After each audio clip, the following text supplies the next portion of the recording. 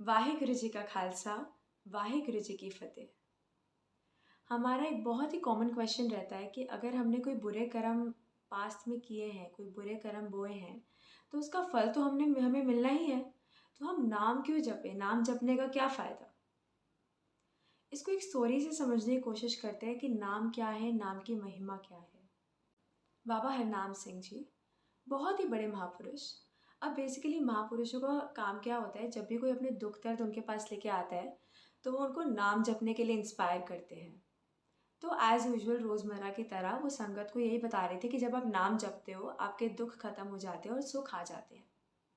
अब पीछे से एक इंसान बोल पड़ा कि ऐसा नहीं होता, मैं नहीं मानता इस चीज़ को।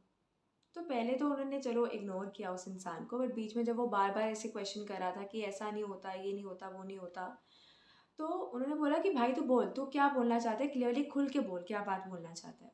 तो उसने बोला कि यहाँ पर जो आपकी कीर्तनी है उनकी रीढ़ की हड्डी टूटी हुई है और वो रोज़ रेंगते रेंगते अपना कीर्तन यहाँ पर जो है कीर्तन करने आते हैं। तो अगर अमृत वेले जागने का फल, वो नाम भी जपते हैं, अमृत वेले भी जागते हैं, तो उसका फल उन्हें क्या मिल रहा है? उनकी लाइफ से तो दुख खत्म नहीं हो रहा। तो उन्होंने बोला कि तू जानता है इसके पिछले जन्म में इसकी क्या कहानी रह चुकी है? तो उन्होंने बोला कि मैं कैसे जानूंगा, मुझे नहीं पता। अब उन्होंने बताया कि जो कीर्तनी तुम देख रहे हो, ये पिछले जन्म में एक ज़मींदार था, अपना रोज़मर्रा का काम निपटाकर शाम को घर लौटा था, अपनी थाली लेकर खाना खाने बैठा था। तो अब बीच में खाना खाते खाते कुछ टाइम के लिए बीच में उठ के वो किचन चला गया। अब पीछे से क्या हुआ, एक कुत्ते ने आके उसकी प्लेट में से खाना शुरू कर दिया।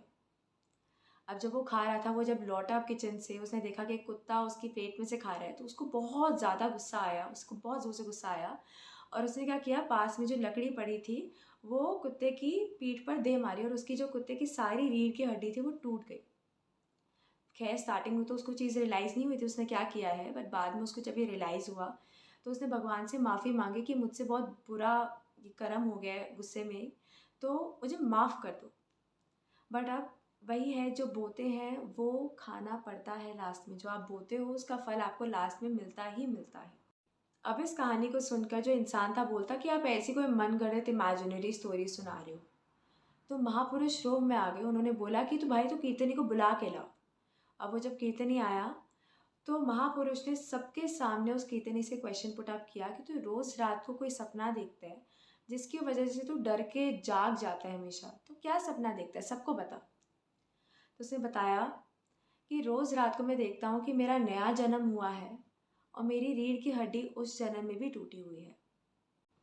इसीलिए तो बोला जाता है कि जब आप नाम जपते हो आपका बहुत बड़ा कष्ट इतने में कट जाता है। अगर फांसी लगनी है, चुई चुभने से ही वो जो है कष्ट कट जाएगा आपका। तो इसीलिए नाम जपो, अपना जन्म सफल करो। बिकॉज़ एक टाइम के बाद आपने शरीर को छोड़ देना है। बहुत सारी जोनियाँ होती हैं, आप सभी जानते हो। बहुत सारी जोनियों में एक मनुष्य की जोनी होती है और एक मनुष्य की ही ऐसी जोनी होती है जिसमें आप नाम जप सकते हो और किसी जोनी में आप नाम नहीं जप सकते। तो इसीलिए कहा जाता है कि नाम जपो, जन्म अपना सफल करो। बिकॉज़ एक बार ये शरीर निकल गया आपके हाथ से, ये जोनी आपके हाथ से निकल गई तो फिर नहीं मिलेगी। फिर मिले ना मिले वो आपके कर्मों पर है। इसी भाव के साथ नाम जप लो, नाम जप लो, जन्म करो सफला, कि एक दिन तुर जाना।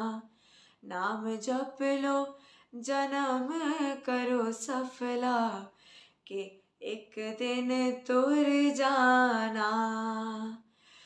तुर जाना, तुर जाना, तुर जाना, तुर जाना।